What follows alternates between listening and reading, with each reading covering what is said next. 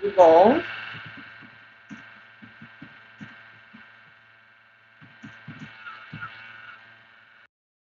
Todo mundo me vendo, todo mundo me ouvindo, belezinha? Então tá bom, então vamos começar. Crianças, primeira coisa, antes de a gente começar, semana que vem, na próxima aula, eu quero falar um pouquinho com vocês sobre o Enem, tá?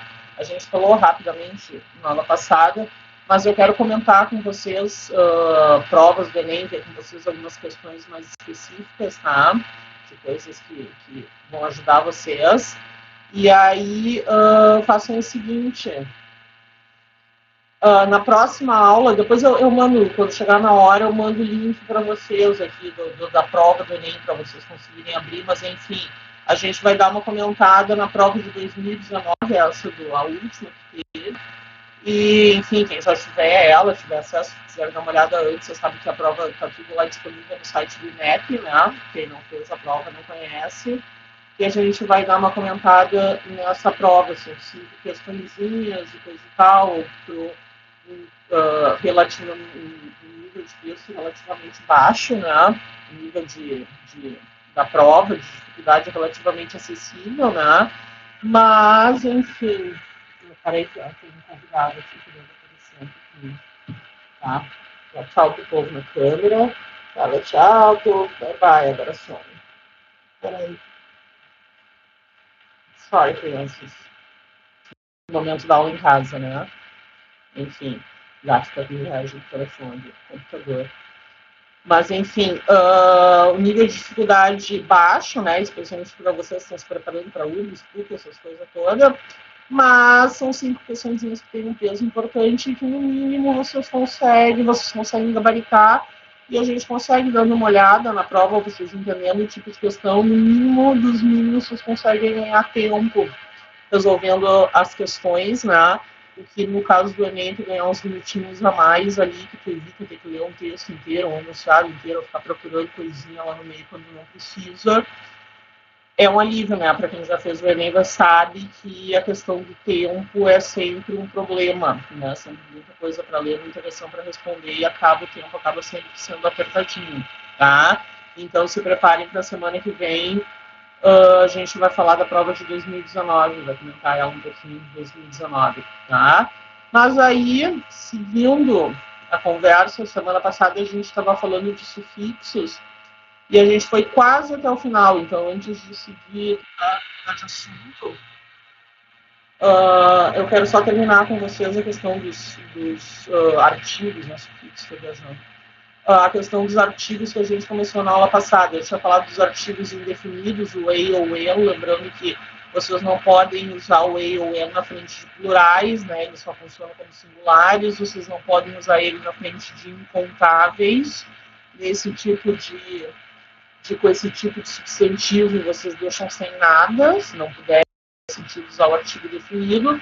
E depois tem aquela questão do o ei na frente do som de consoante, lembrando que não é a consoante, mas o som de consoante, e o eno na frente de vogal, né? Aí a gente tem aquelas coisinhas do H mudo, que fica com som de vogal, a gente tem o EU e o EW e o U, né?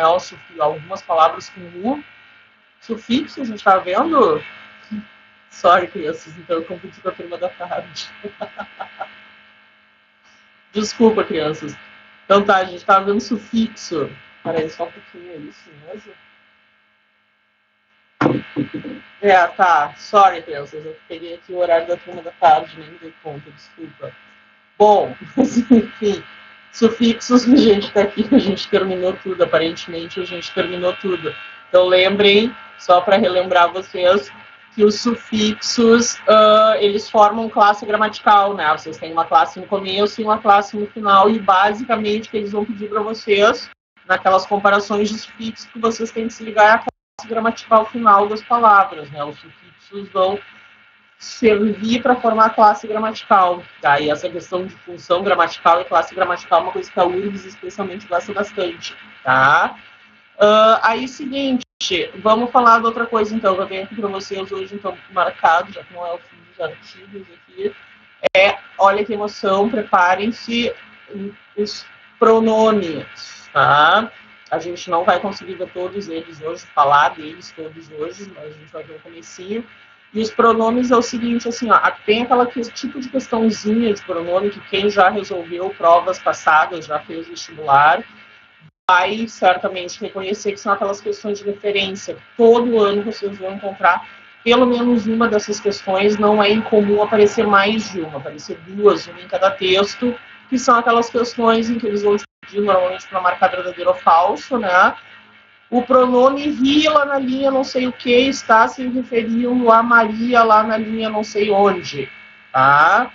E aí tu tem que ver se aquele she, aquele he, aquele it lá que eles estão te dizendo realmente está remetendo a quem eles estão dizendo, a liberdade, a vida, a família, enfim, tá?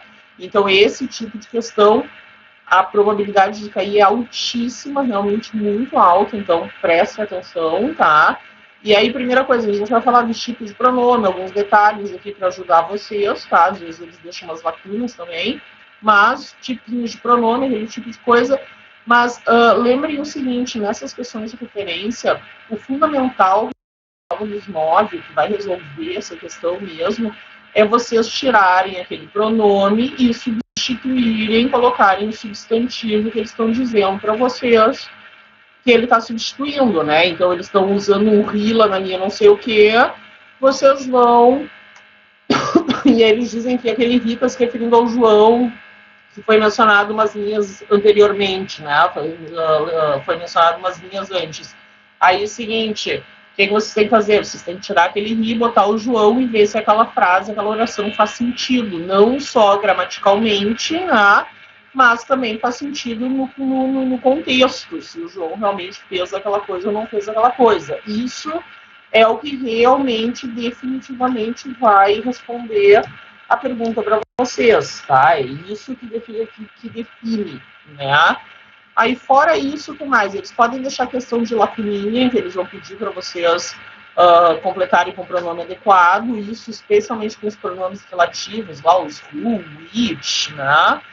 E com esses pronomes ou outros pronomes também, eles viram e mexem, deixam umas questões de verdadeiro ou falso, em que eles vão te dizer, por exemplo, que naquela linha lá específica, tu pode tirar o pronome which ou o pronome that e substituir ele pelo who, ou ele pode ser omitido sem perda no sentido ou correção gramatical, tá? Isso aí também cai. Mas, de novo, a mais comum é essa de inferência, tá?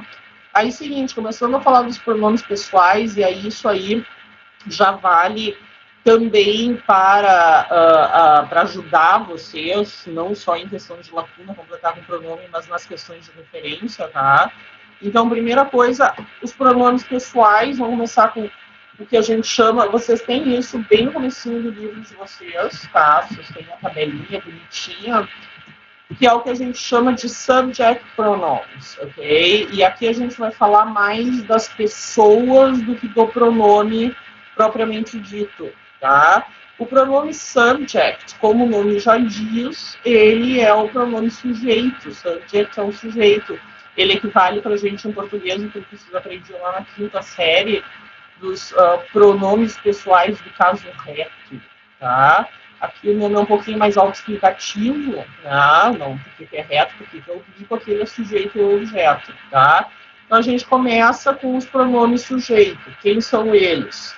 Primeira pessoa do singular, o I, sempre maiúsculo, nada de diferente da primeira pessoa do singular em português, mas sempre maiúscula, só isso, ele é sempre em caixa alta, nunca minúsculo, tá? Não interessa, começo, meio, fim da oração, nunca. Segunda pessoa é o you, tá? E aí a gente começa já com um problema, por quê? Porque o you, ele é a segunda pessoa do singular, mas na verdade ele é a segunda pessoa do plural. Como assim, segunda pessoa do singular e segunda pessoa do plural? Na prática, em inglês, a gente não tem a segunda pessoa do singular. A segunda pessoa é sempre plural, tá? Imagine que seria a mesma coisa que se em português a gente não tivesse tu és, a gente só tem vós sois. Ponto. Então é eu, vós, né? Ele, nós, vós, eles, tá? É só isso, é sempre plural. Então, por exemplo, a maioria das situações não vai fazer a mínima diferença. Mas, por exemplo, vocês nunca vão ter you, is. Vocês sempre vão ter you are. Não existe you, is. Não existe o is é singular, não existe segunda pessoa no singular. Se eu estiver falando com uma pessoa ou se eu estiver falando com 200 pessoas, eu vou usar exatamente a mesma formação. You are nice. Ponto. Contexto, vocês vão ficar sabendo se é o you singular ou o you plural, mas na prática ali, na estrutura da oração, concordância, tudo não vai mudar nada. Ele é sempre plural, o singular não existe. Tá? Já começou a primeira diferença. Aí a gente tem a pessoa que, em geral, é a que mais cai, a que eles mais pedem para vocês nessas questões de referência, tá? Até porque os textos, em geral, eles são narrados na terceira pessoa, né? Não, nem sempre vocês vão ter uma primeira pessoa, um diálogo para aparecer na segunda pessoa, tá?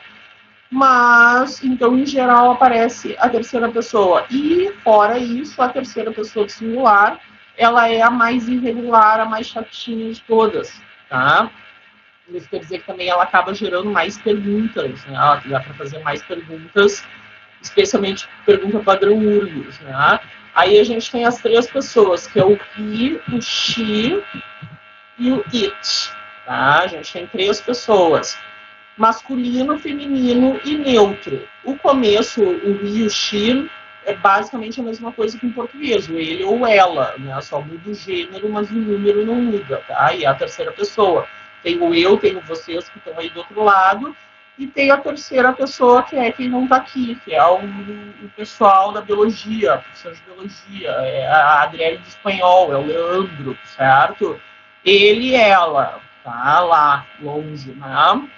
Só que aí começa o seguinte, a gente tem essa variação de masculino para feminino em inglês já é uma coisa meio inédita, em geral as coisas não têm variação de masculino e feminino, né? Aqui vocês têm, tá? E além do masculino e feminino, vocês ainda têm o it, que é o neutro. Tá? Então, além do gênero masculino e do gênero feminino, a gente tem o gênero neutro. Aí, como assim? Já começa assim, como assim o gênero neutro? O que é isso? O que é o gênero neutro? Pensem que em inglês a ideia de ser masculino ou feminino, ela não está ligada à gramática. Não é que nem em português que a gente divide os substantivos em masculinos e femininos, né? E aí, se o substantivo é masculino, você tem que concordar que a oração inteira, os artigos, os adjetivos, tudo vão para o masculino, né? E o feminino também, tá? Só que aí tu pega umas coisas do tipo cadeira, tu vai no dicionário e tá lá substantivo feminino, termina com A, a maioria, né? Ou tu pega o chão, tu vai lá, tá lá substantivo masculino, certo? Em inglês é uma questão de biologia. Essa questão de gênero, ela não se aplica a palavras, ela só se aplica a seres vivos. A princípio, ela se aplica a seres vivos. Então, a cadeira não tem gênero. Em inglês, na cabeça do falante nativo de inglês, a cadeira não tem gênero, porque a cadeira não é nem macho nem fêmea. Não existe cadeira fêmea e cadeira macho. Elas não cruzam e nasce uma ninhada de cadeirinhas, tá? Por isso que a maioria de vocês, quando aprendeu o it, deve ter aprendido ele como para a primeira a explicação mais simplesinha, assim, que a gente dá, é dizer que ele é para coisas. Ah, então tu tem o ele, o ela e a coisa. Funciona, mas é uma coisa meio simplista, não é exatamente porque é uma coisa, mas é sim porque as coisas não têm gênero, tá? E, de novo, pensem aqui em gênero na questão de biologia, elas não têm XX e XY, né? Então, coisas, objetos inanimados não tem gênero, não tem masculino e feminino, não interessa que letra tem da palavra. É tudo it, é tudo neutro, tá? Coisas abstratas, o amor, o dinheiro, a saudade, a paixão, a preguiça, a fome, certo? A pandemia, tá? Nada disso tem gênero. Também, de novo, não tem pandemia macho, pandemia fêmea, né? Não tem saudade macho, saudade fêmea. Tudo neutro, tudo sem gênero, tá? Então, esse tipo de coisa sempre vai ser it. Tudo é it, né? Quando é que vocês vão usar o he e she? Para pessoas que ele, she, ela, macho e fêmea, homem e mulher, tá? Que é a primeira coisa que a gente consegue identificar o gênero, né? E vocês podem usar, não devem, mas podem, dependendo da situação até devem, usar para outros seres vivos, animais mais especificamente, né? Que são os que a gente consegue definir o gênero. Tá? Então pensa em uma coisa eu estou falando aqui com vocês, e aí eu estou te dizendo que era lá, passou um cachorrinho do outro lado da rua, que bonitinho o cachorrinho. Tá? Em inglês eu vou me referir a esse cachorro como it, certo? Porque esse cachorro não tem gênero no sentido de eu não sei que gênero ele tem. Eu não consigo ver daqui, e mais ainda não vai fazer diferença nenhuma se é um cachorrinho ou uma cadelinha. Ele não vai ser mais fofinho ou menos fofinho por causa de um ou por causa do outro. Então eu vou me referir a ele como it, certo? Só que aí eu estou falando, no caso de vocês, mais específico para a prova, o autor vai estar falando não de um cachorrinho qualquer que está passando do outro lado da rua, mas do Rex, o cachorro que ele tem desde a infância, que participou da vida dele, que vive, blá blá blá, certo? No momento que, primeiro, esse cachorro tem nome, certo? A hora que tu tem um nome, que tu dá um nome para um bicho em geral, tu vai conseguir definir se aquele bicho é macho ou é fêmea, certo? Tem um nome, o Rex, tá te referindo ao Rex do Bank, né? Nem sempre isso vai funcionar, mas na maioria das vezes tem um nome. E mais importante, esse cachorro vai ser mencionado no texto, ele vai ser mencionado, vai aparecer, que ele é macho, tu conhece aquele cachorro, ou aquele gato, ou aquele passarinho, enfim, tá? E ele é um macho, então se tu sabe o gênero desse animal, na verdade a diferença é essa, se tu sabe o gênero desse animal, por um motivo ou por outro, tu pode te referir a esse animal como he ou she, seja porque ele tem nome, seja porque o gênero está mencionado, seja porque a gente tem situações, por exemplo, que tu tem uma mare, por exemplo. Mare é uma égua, tá? É o mare do Nightmare mesmo, né? Mare é uma égua. Não existe égua macho, só existe égua fêmea, tá? Se o autor se deu o trabalho de escrever mare ao invés de escrever horse, ele se deu o trabalho de especificar que é uma mare, essa mare she, não existe he para mare, certo? Ou aparece, sei lá, um bull. Bull é um touro, não existe touro fêmea, só existe touro macho. Se for fêmea, não vai ser bull, vai ser cow. Tá? Então, de novo, está sendo mencionado o gênero desse animal de uma maneira ou de outra, aí vocês podem definir como ele ou ela. Tá? Então, o dilema do animal, ele pode ser it, se ele for um animal qualquer, não está especificado, ou ele pode ser he ou she, se o gênero aparece especificado em algum momento. Então, se eles estão falando do animal, não sei o quê, pode ser it, pode ser he ou pode ser she, que vai estar se referindo àquele animal, tá? Agora, em geral, esses he ou she vão estar se referindo a pessoas, com exceções de animais, por exemplo, que tu sabe a diferença do he ou do she, né? Se tu sabe o gênero. Aí a gente tem situações, por exemplo, aqui, que começa com barco, começa com ship. Pera só um pouquinho, deixa eu ver meu WhatsApp ligado aqui. Anyway, vocês sabem a diferença, né? E aí a gente tem uma situação assim, ó, começa com o ship, ou com o boat, que é um barco ou um navio. Começa com eles, mas isso já pode se estender mais adiante. Um navio ou um barco, a princípio, gramaticalmente, é it, certo? É um objeto inanimado, né? Mas a tradição de séculos, né, de navegação, coisa e tal, sei lá da onde surgiu essa lenda, essa tradição, mas é uma tradição de tu te referir a esse tipo de comércio de embarcações em geral como she, tá? Então, pode ser qualquer um dos dois. Então, daqui a pouco caiu um texto sobre Titanic, sobre cruzeiro, sobre, enfim, né, sei lá, Pedro Álvares Cabral, as caravelas, qualquer coisa do gênero, tá? Aí aparece alguma coisa lá adiante. Esse Xi pode ser a Dona Maria, que está fazendo cruzeiro, ou esse Xi também pode ser o próprio barco, pode ser qualquer um dos dois, tá? Se eles deixarem lacuna para vocês completarem com o pronome que está se referindo a um barco, para a gente, a princípio, a gente vai no it, porque gramaticalmente é o it, certo? Agora, pensem que pode she também, teoricamente, eles não podem botar as duas alternativas para vocês, it ou she. O meu chute seria, se eu estivesse elaborando essa prova, eu ia botar o she, porque ele é o menos óbvio, né? A maioria das pessoas vai pensar num barco, vai pensar em it, então lembrem que ele pode ser she, tá? Pode ser ela, te referindo nele como feminino.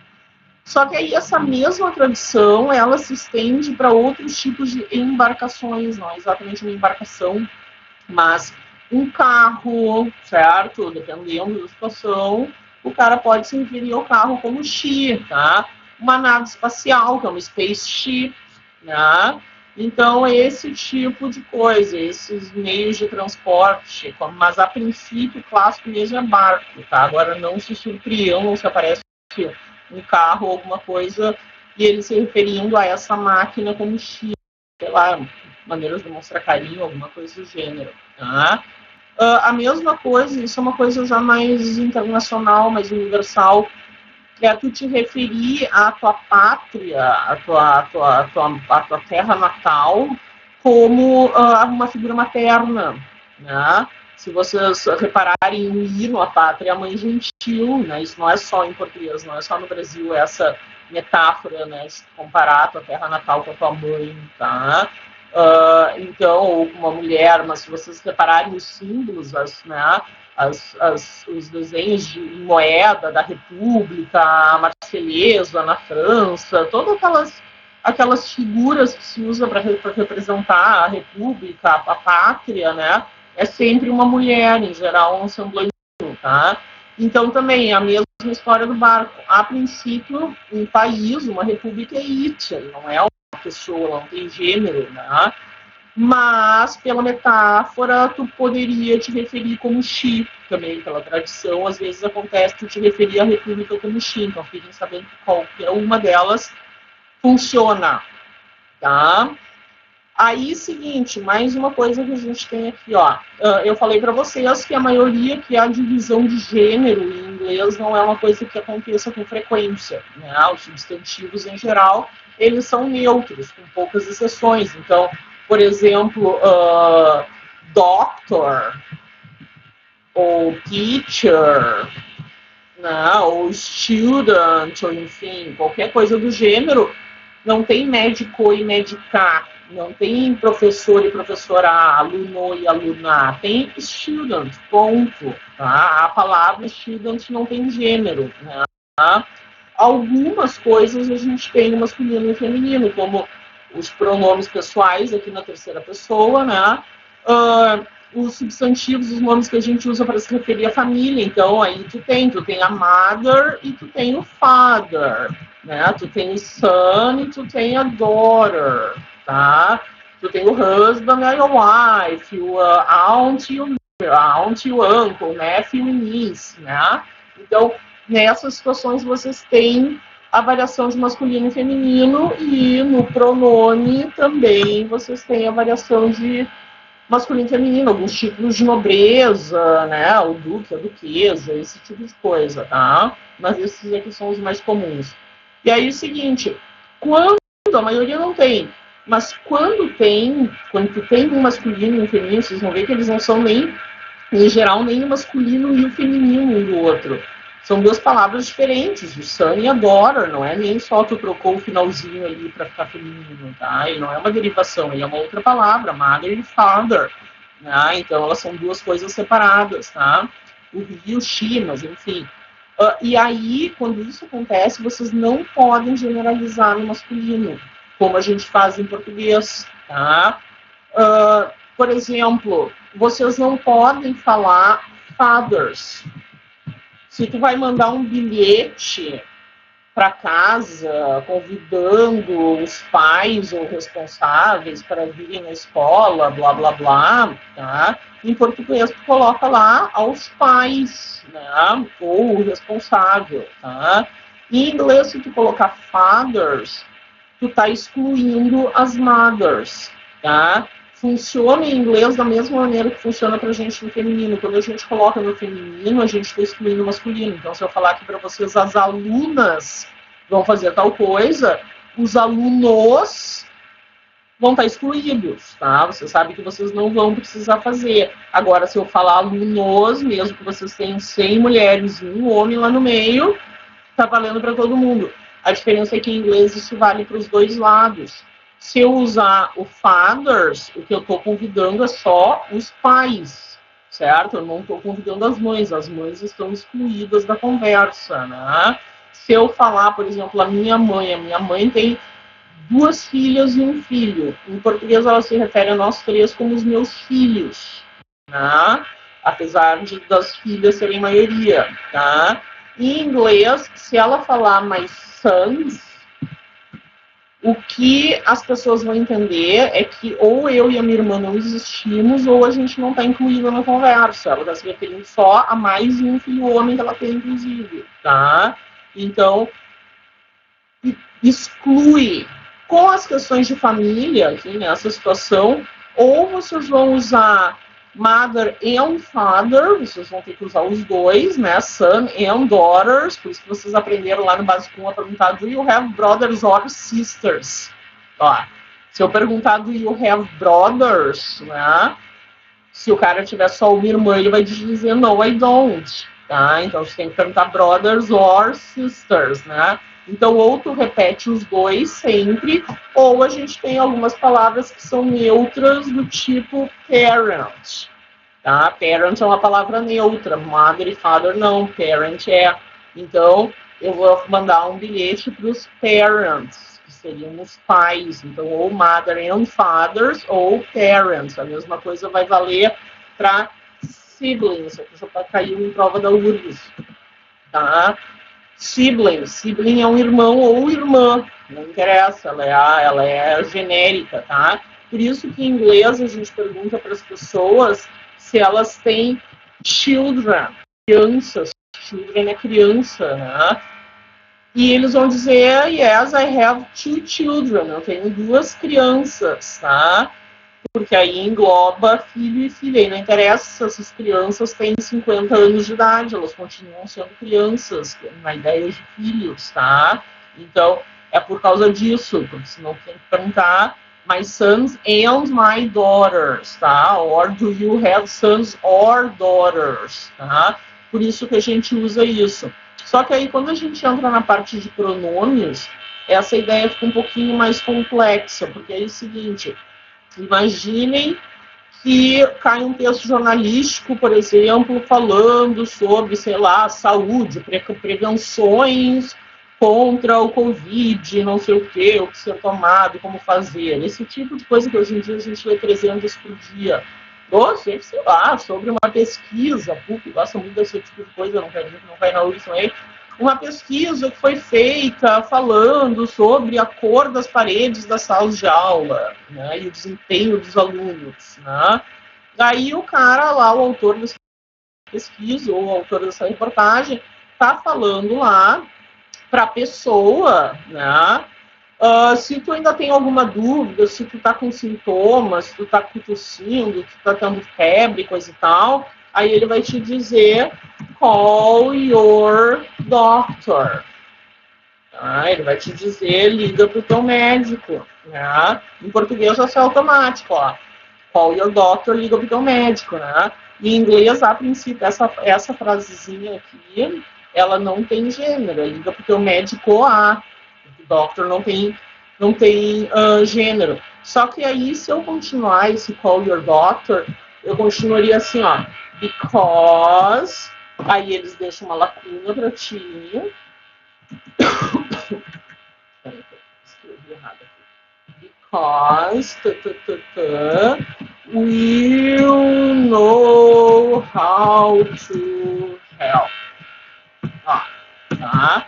Porque ele ou ela, o médico, vai saber como te ajudar. Tá? Só que aí, seguinte, tu olha isso e aí vai ter as alternativas lá. Vai ter he, vai ter she, vai ter it, vai ter they, vai ter he, or, ou barra, she, tá? Essas seriam algumas alternativas possíveis, ok? E aí, seguinte, o cara olha um troço desse, está pensando em português, ele vai pensar, liga pro teu médico, porque ele vai saber te ajudar, né? Vai saber o que fazer, vai saber te orientar, né?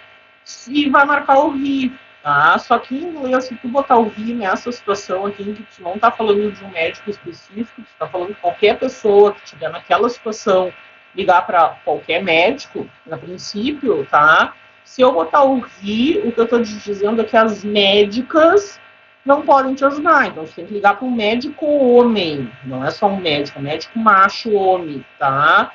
Porque uma médica está excluída, ok?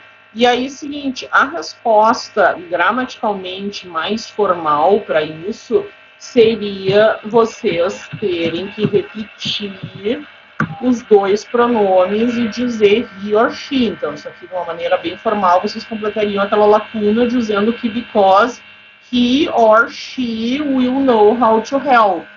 Esse é o básico, tá?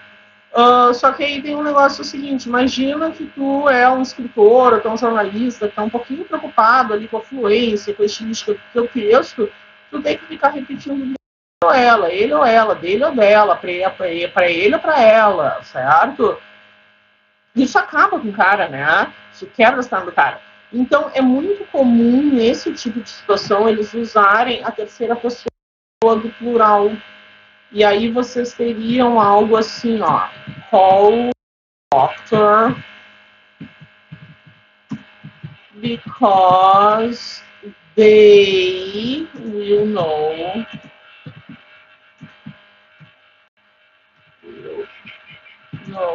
how to help.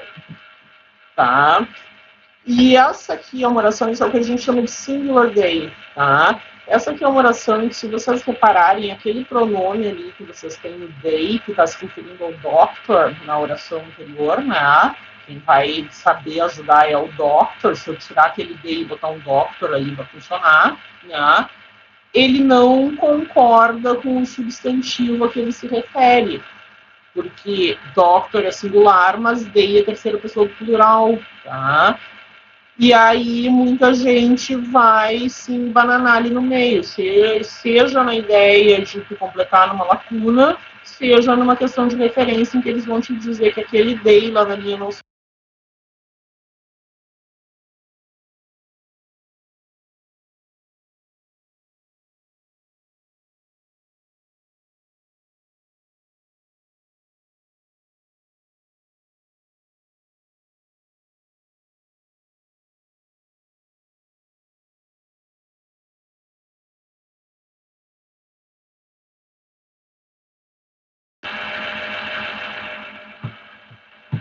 foi, tentaram me derrubar aqui, mas não conseguiram, ainda tem um tempinho. Tá? Então é o seguinte, só terminando ali a ideia do day, tá? Que é o singular day, deixa eu só colocar aqui o doctor, because, só botar a oração aqui para completar para comentar. They will know how to help. Tá? Então, de novo, ó, essa oração é uma oração que, teoricamente, aquele pronome não concorda com o substantivo que ele está se referindo. Se vocês tirarem o they e colocarem o doctor, vai funcionar, só que o they é um pronome plural e o doctor é um substantivo singular. Um é a terceira pessoa do plural e a outra é a terceira pessoa do singular, tá? Isso é uma coisa, não concorda, tá certo? É assim mesmo, tá? É o que se chama de singular day, tá? Apesar do day teoricamente ser plural, mas se chama de singular day, né? Isso é uma coisa que já assim, ó, é reconhecido no dicionário Oxford, tem um uso muito comum em literatura, no jornalismo, tá? Então, é um uso bem amplo desse day para se referir para o singular quando vocês estão se referindo a uma criatura genérica, vocês não estão se referindo a uma pessoa específica, para vocês evitarem cair na armadilha do excluir as mulheres ou excluir os homens, se vocês botarem o he ou she, e não precisar ficar repetindo he or she, he or she, he or she, tá? E aí, seguinte aqui, ó, se eles colocarem para vocês lacuna e deixarem alternativas ali para vocês completarem a lacuna, eles não podem colocar alternativa completar aquela lacuna ali, né? Alternativa A, they, e alternativa B, he or she. Tá? Isso aqui eles não podem fazer, teoricamente isso aqui está errado e essa questão seria anulada. Tá?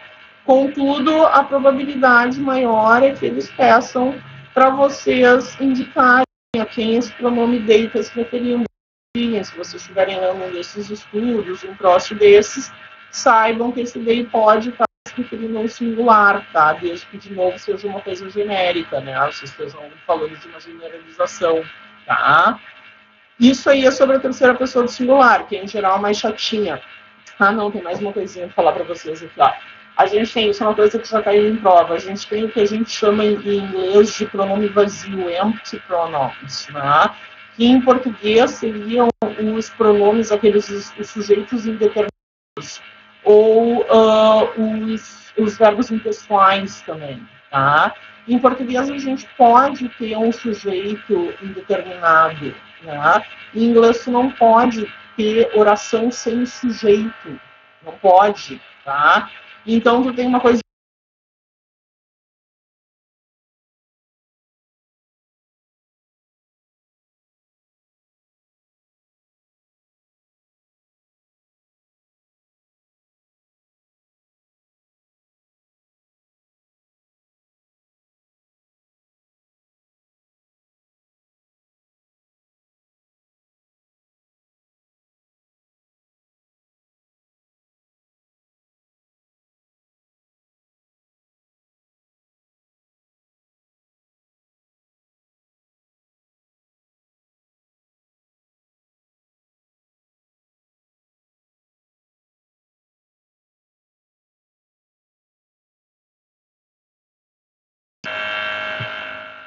hoje o bichinho tá.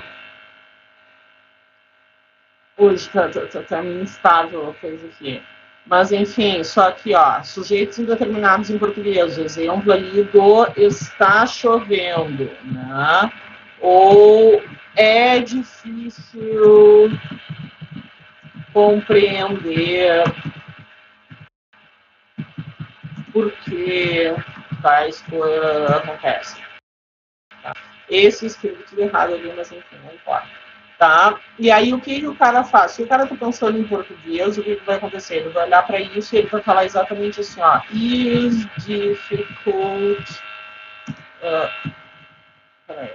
difficult to understand,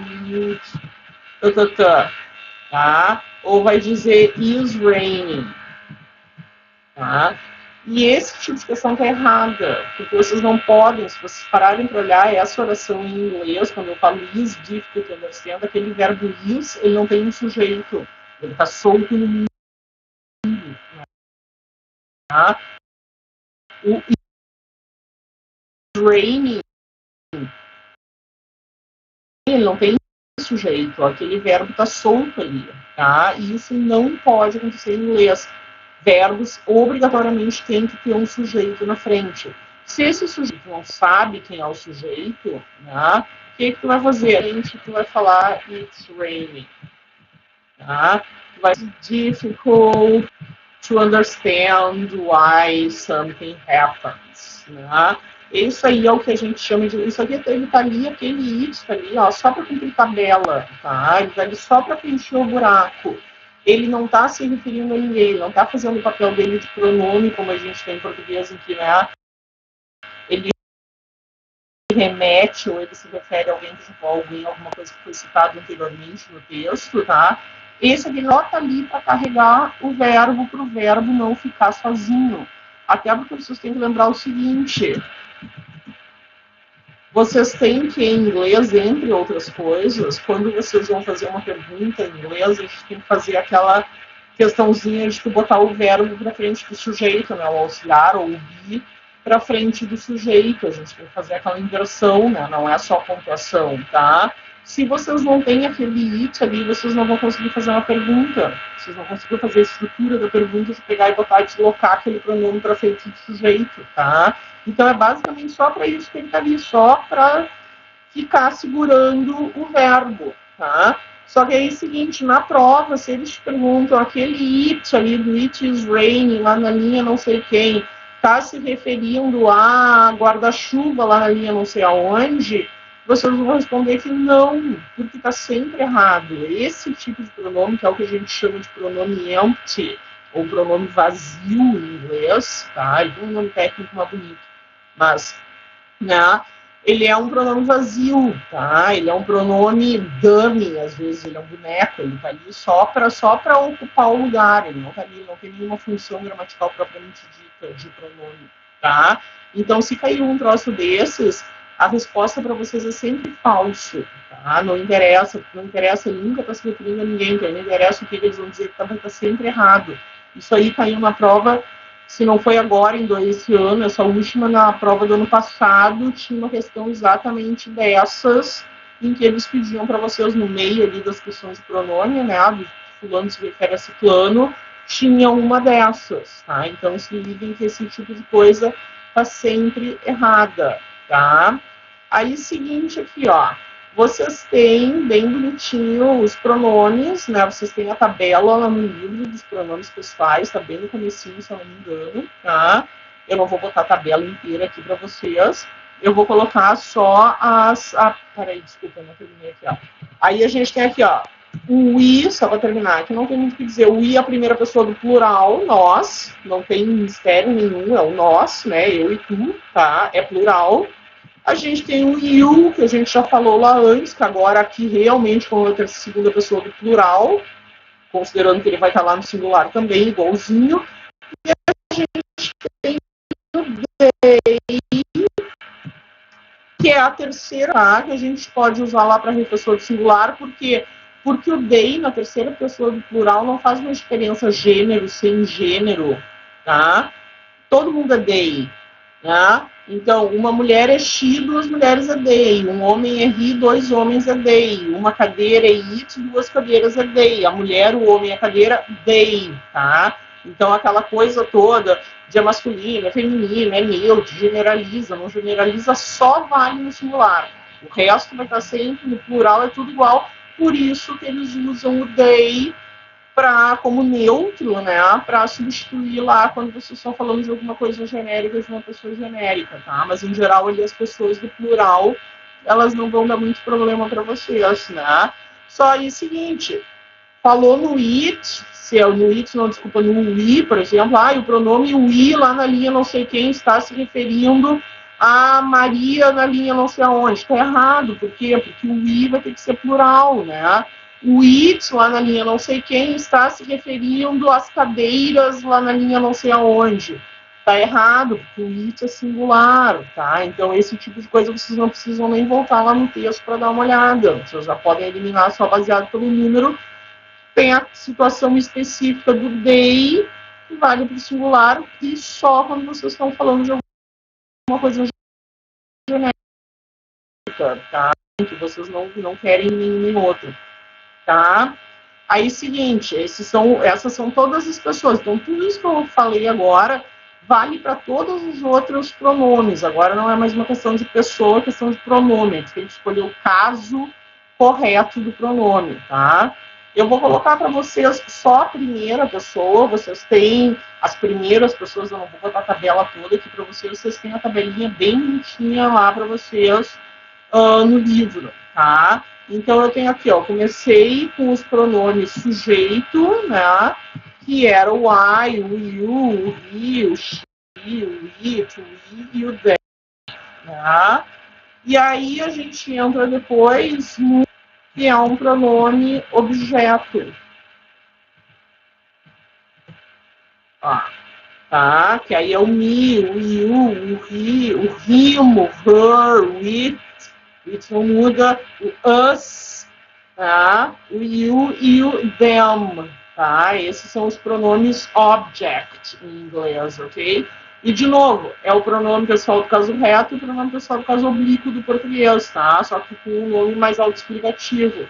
Por quê? Porque um é pronome objeto, o outro é pronome sujeito, um é sujeito e o outro é objeto. A única questão é a função dele naquela oração. O João está sendo se referido lá naquela oração, o João pratica ação, o João sofre ação.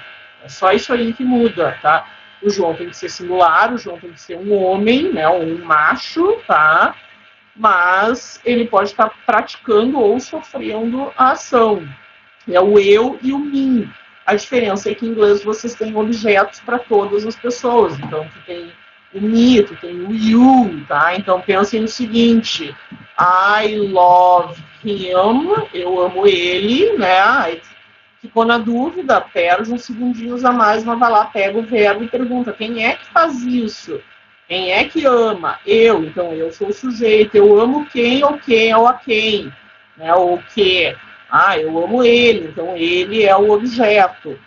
É basicamente isso aí. Tudo bem que não vai cair uma oração tão simples assim, vai cair uma coisa mais complexa, né? Mas a ideia é acha o verbo e faz a pergunta. Ficou difícil, acha o verbo e pergunta, tá? É sujeito, praticação, vocês vão botar um dos pronomes do subject. É objeto e sofre ação, vocês vão botar um dos pronomes do object, ok? E aí, seguinte aqui, ó. Objeto,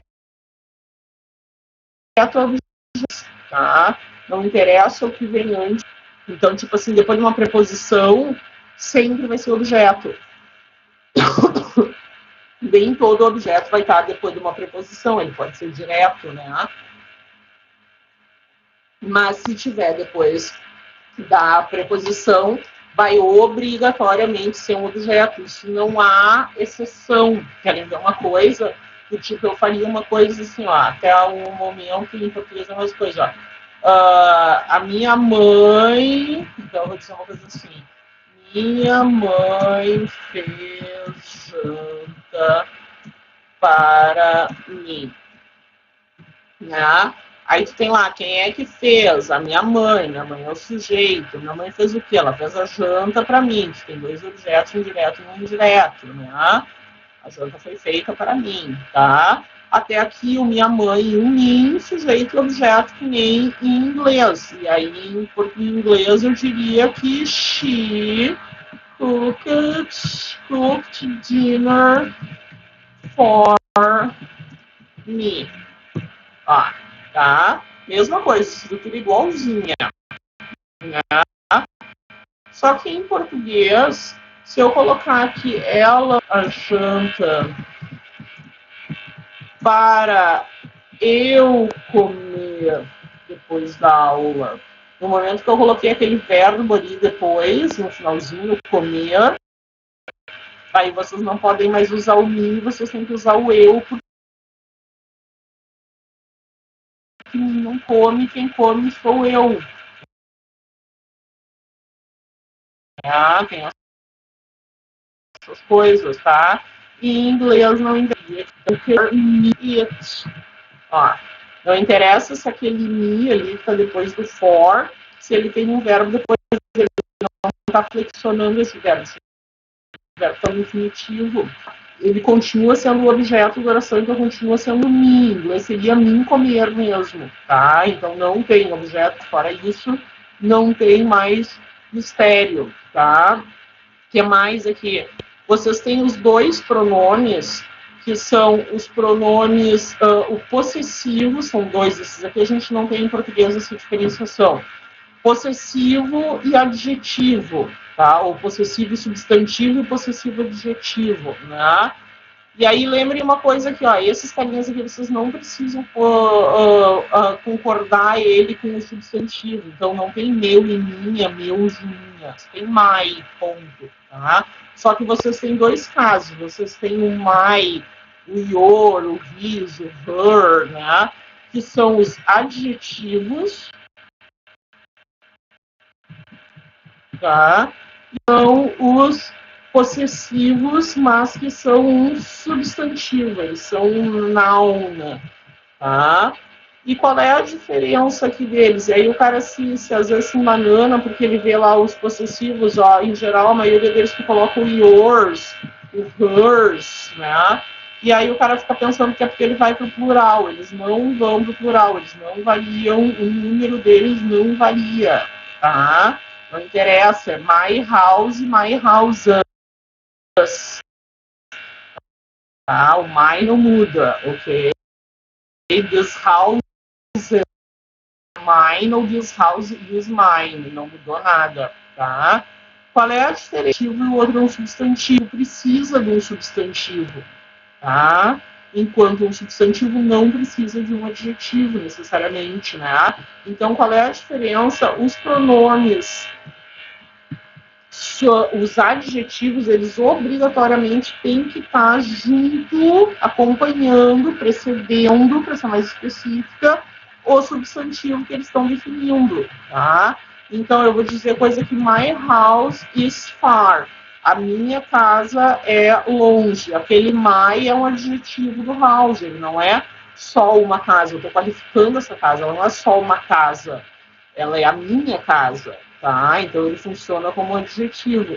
Se aquele house ali, aquele substantivo, ele for por algum motivo, por exemplo, eu posso suprimir ele.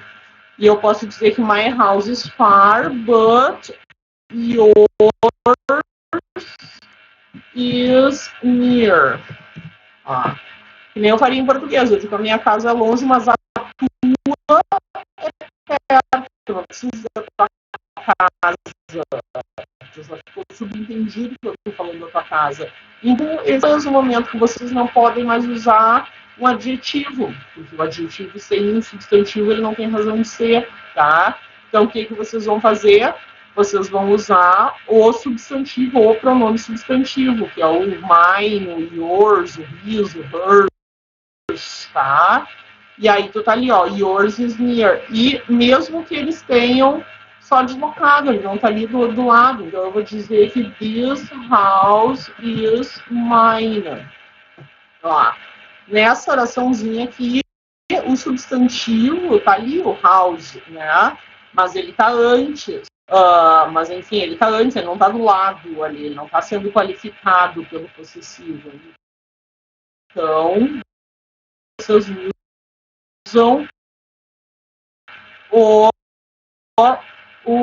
possessivo substantivo, tá? Então, é unicamente a presença, o que define um ou outro é a presença do substantivo. Se o substantivo está ali, eles usam o adjetivo, aquele comum, no my name is, your house, não sei o quê. Se o substantivo a que eles se referem ou está suprimido ou está em outro lugar, não está ali do lado, aí vocês vão usar o possessivo substantivo, possessivo mesmo, tá? Então, ou é um ou é outro, mas é só isso, questão de número, se é sujeito, se é objeto, esse tipo de coisa nada mais muda, tá? Isso é tudo a mesma coisa, só aonde é que está o substantivo que eles se referem, tem fora aí, né? Mas aí lema, que em geral eles não dão. E o último só, que são os reflexivos, ó, tá? Em que a gente tem lá o myself, yourself, themselves, né? Aquele tipo de coisa. E esses carinhas aqui, vocês, eles são o que a gente, pra gente, em português, a gente tem uma voz reflexiva, né? Em inglês, eles têm um pronome reflexivo. A gente, em vez de usar a partícula lá do feriu-se, machucou-se, matou-se, né? Eles estão usando um pronome, a variação do pronome objeto, tá? Ele é uma variação do objeto, ou seja, eles têm que ser objeto, eles nunca são sujeito. E vocês vão usar ele quando o objeto é a mesma criatura que o sujeito, não é a mesma pessoa da gramática, é a mesma criatura. Então, se eu digo, por exemplo, que Maria loves Joana, tá? Vocês têm quem é que ama Maria e quem é que é amada Joana, sujeito e objeto bonitinho. Teoricamente, gramaticalmente, as duas são a mesma pessoa. As duas são terceira pessoa, de singular são feminino, né? Só que a Maria é uma pessoa que aqui é sujeito e a Joana é outra pessoa que aqui é objeto. Então, se vocês forem usar pronomes, vocês usariam coisas como she loves her. Só sujeito e objeto, tá? Só que se eu tenho, por exemplo, a Maria que ama a própria Maria. Maria está com a autoestima nas alturas. Maria tá super bem, tá? Maria ama Maria, Maria ama Maria é amada, tá? Maria se ama ela mesma, seria em português, né? Em inglês vocês vão dizer que Maria loves herself. Herself, tá? Ó, então é só isso aí, ele só é uma variação do her que virou herself. Lembrem do self da selfie, que é o tu mesmo, né? Tu não pode tirar uma selfie de outra pessoa, tá? Porque é tu contigo mesma, tá? Esse é o uso primordial dele, tá? Ele tá lá para refletir o sujeito, né? Quando ele é a mesma pessoa que o sujeito, indicar que o sujeito está sofrendo a ação que ele está fazendo, tá?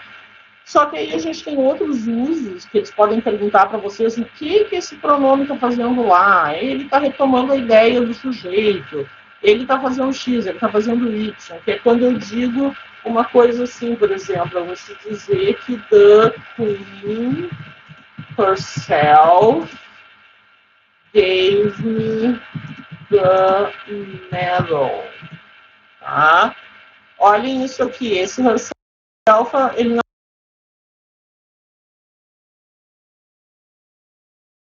não é reflexivo, não estou colocando ele ali para refletir o sujeito que é a situação aqui, vocês não, o herself não tá, então não deu a medalha para ela mesma, tá?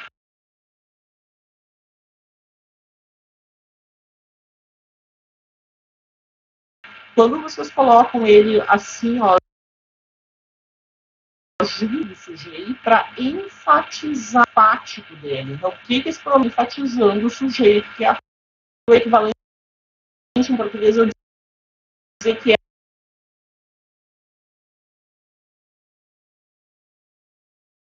ela mesma essa medalha pelo correio, ela me baixou as mãos, né? Mas percebam nessa oração que aquele herself ele não tem uma função naquela oração. Se eu cortar ele, a oração continua com o mesmo sentido. E eu vou te dizer que the Queen gave me the medal. Tá? Tu suprime ele e a oração não perde o sentido dela. Isso quer dizer que ele está ali só para enfatizar, ele não tem um papel per se assim, dentro da oração. Tá? Esse é o uso enfático dele. E o último uso dele é o idiomático, que é o idioma, que é quando a gente tem ele junto com o by na frente. De novo, só para vocês lembrarem que eu estou usando o my, mas eu não preciso estar necessariamente usando my, pode ser by yourself, by himself. Sorry, estou falando de inteiro.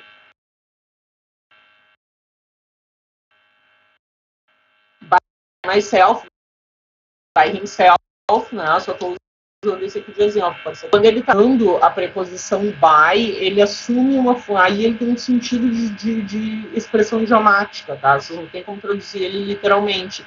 Isso aqui ele tem uma ideia de estar sozinho, desacompanhado, sem ajuda, sem assistência, sem companhia. Quem é que não lembra da música lá do I don't wanna be all by myself anymore? Certo? O que a criatura não está dizendo lá? All by myself, né? O que ela não quer mais? I don't wanna be all by myself anymore. Eu não quero mais estar sozinha, eu não quero mais estar encalhado, eu quero um namorado, uma namorada, tá? Não necessariamente precisa ser um troço deprimente, eu posso simplesmente dizer que I live by myself, por exemplo. Tá? E eu tô dizendo que eu moro sozinha, eu moro sem ninguém, na verdade eu moro com o gato, né? Na verdade eu moro de favor na casa do gato, inclusive, né? Pra ele, certo? Então eu só tô te dizendo que eu moro sozinha, não necessariamente é ruim. Aí de repente fica uma dica pra vocês aqui, ó, quando terminar agora a quarentena, a gente tiver a aula, né, ao vivo e a cores, tá? Aí aparece um de vocês, ou todos vocês também, um bolo maravilhoso na mão, uma bandeja de brigadeiro, lá, morar para sair na rua, né? E aí aparece e fala, I made it by myself. Ai, que delícia esse teu bolo, que maravilha. Aí tu fala toda orgulhosa. I thank you, I made it by myself. Eu fiz sozinho, ninguém me ajudou, não ajudou, eu mesmo fui lá, misturei o ovo, farinha, manteiga, açúcar, aquela coisa toda, e assei o bolo e trouxe para a aula para o professor e para os colegas. Fica a dica, hashtag fica a dica, tá? Então aí ele tem uma ideia de idiomática, tá? Quando ele tá com o by ali, ok, crianças? Só uma coisinha aqui, só a título de curiosidade, mais do que qualquer outra coisa. Aqui nos pronomes relativos, relativos não, viajo, nos reflexivos, é o único momento em que vocês vão conseguir perceber a diferença entre a terceira pessoa do singular, ou a segunda pessoa do singular e a segunda pessoa do plural. Por quê? Porque nos outros pronomes ele é sempre igual, certo? Só que no pronome reflexivo, ele vai para o plural, e o plural ainda é irregular, ó. Então tu tem yourself, e tu tem yourselves, desculpa, esqueci um R ali, ó. Yourselves, tá? Ele é daqueles que com F, FE que muda pra V, tá? Então ele é o único, então eu diria you are, ó. Mas não vai mudar nada no vídeo de vocês, tá? Então eu diria you are by yourself, se eu estiver falando com uma pessoa só, tá? Ó, tu tá por ti mesmo, tu tá sozinho, né? Ou eu diria, se eu estivesse falando para outras pessoas, para várias pessoas, you are by your, by yourselves, ó, tá?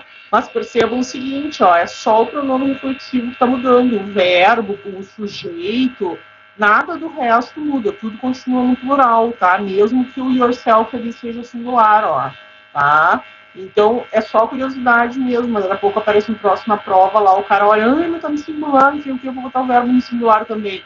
Não, sempre plural, então não se estressem, mas é só para curiosidade para vocês mesmo, tá? Já acabou meu tempo, vou me derrubar aqui daqui a pouco, né? Já passou aqui o horário um pouquinho. E aí, seguinte, semana que vem a gente vai parar um pouquinho de falar de gramática, de decorebinhas e bibibi, e vai falar um pouquinho do Enem, tá? Um pouquinho de vocabulário e como usar os comandos ali para ajudar vocês um pouquinho a otimizar o Enem de vocês e garantir as 5 questões lá que ajudam bastante no peso lá da prova de linguagens, tá, crianças? Para isso, então, boa noite para vocês, bom resto de semana, cuidem-se e lavem as mãos, tá? Isso.